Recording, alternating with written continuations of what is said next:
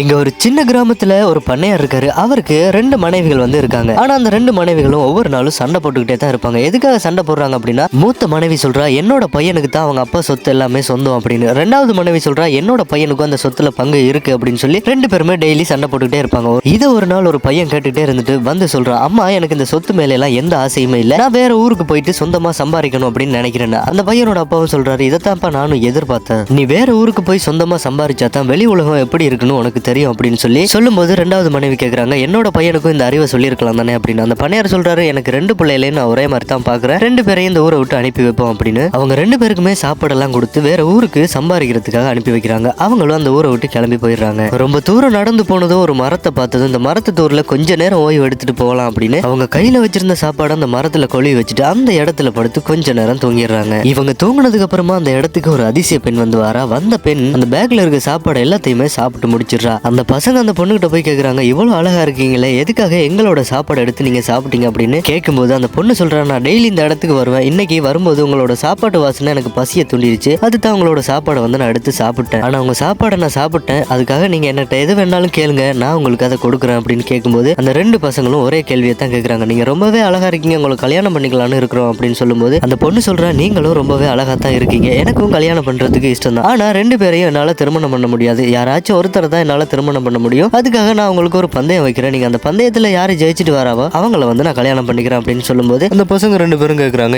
என்ன பந்தயம்னு சொல்லுங்க, நாங்க செய்யறதுக்கு தயாரா தான் இருக்கோம் அப்படின்னு. அந்த பொண்ணு சொல்றா, நீங்க 2 திசையில போங்க, ஒரு மாசம் கழிச்சு என்ன பாருங்க, யாரு நிறைய நல்லது செஞ்சிருக்காங்களோ நான் அவங்கள திருமணம் பண்ணிக்கிறேன் அப்படின்னு. ஒரு பையன் ஒரு கிராமத்துக்கு போறான். ஒரு மரத்து தூர்ல ஒரு பெண்ணை பார்த்ததும் அந்த பெண்ணுகிட்ட போய் கேட்கறான், என்னாச்சு உங்களுக்கு இந்த இடத்துல இருக்கீங்க அப்படின்னு கேட்கும்போது அந்த பொண்ணு சொல்றா, எனக்கு வீட்டுல மாமியார் குடும்பம் என்ன பண்றேன்னு தெரியல, அதுதான் நான் இந்த இடத்துல இருக்கேன். அந்த பையனும் அந்த பொண்ணுக்கு ஒரு விஷயத்த சொல்லி விடுறான். அந்த பொண்ணு அதே மாதிரி வீட்டுல போய் பண்றான். அந்த மாமியார் ரொம்பவே கோவப்பட்டு அந்த பொண்ணை அடிச்ச விரட்டிடுறா. மத்த பையன் இன்னொரு ஊருக்கு போயிட்டு ரொம்பவே தாகமா இருக்குன்னு ஒரு முனிவர்கிட்ட போய் தண்ணி கேட்கறான். அந்த முனிவர் சொல்றாரு, இந்த ஊர்லயே தண்ணி இல்லப்பா, நான் உனக்கு எப்படி தாகத்தை தீக்கிறதுக்கு தண்ணி கொடுப்பேன் அப்படின்னு சொல்லும்போது அந்த பையன் கேட்கறான், இதுக்கு எந்த வழியுமே இல்லையா, பக்கத்துல தான் இவ்வளவு ஏரி இருக்கு, ஏன் இந்த ஏரியாவுக்கு மட்டும் தண்ணி இல்லை அப்படின்னு அந்த முனிவர் சொல்றாரு, இங்க உள்ள மக்கள் எல்லாம் ரொம்பவே அநியாயம் பண்ண வலிக்கிட்டாங்க, அதனால இந்த ஊரு சபிக்கப்பட்ட மாதிரி போயிருச்சு. அந்த பையன் கேட்கறான், இதுக்கு ஏதாச்சும் ஒரு வழி இருக்கா அப்படின்னு கேட்கும்போது அவர் சொல்றாரு, அந்த மலை மேல ஒரு சாமி இருக்கு, அந்த சாமிக்கு போய் நம்ம பூஜை பண்ணா இந்த ஊருக்கு தண்ணி வரும் அப்படின்னு சொல்லிட்டு அந்த முனிவரும் கையில வச்சிருக்க ஒரு செம்புல அந்த பையனுக்கு தண்ணியை கொடுக்குறாரு. முடிஞ்சா நீ இதை குடிச்சுக்கோ, இல்ல அப்படின்னா அந்த மலை மேல இருக்க சாமிக்கு போய் பூஜை பண்ணு அப்படின்னு யோசிக்கிறான். நான் மட்டும் தண்ணியை குடிச்சு எதுக்கு தாகத்தை தீப்பானே, அந்த மலை மேல இருக்க சாமிக்கு பூஜை பண்ணா ஊர் மக்கள் எல்லாருக்குமே தாகம் தீந்துரும் அப்படின்னு நினைச்சு அந்த மலையில போய் அந்த சாமிக்கு பூஜை பண்றான். பூஜை பண்ணி கொஞ்ச நேரத்துல அந்த ஊருக்கு தண்ணி வந்துருது.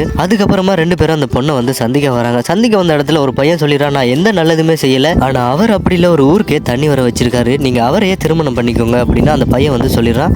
இதோட இந்த சூப்பரான ஷார்ட் பிலிமை முடிக்கிறாங்க.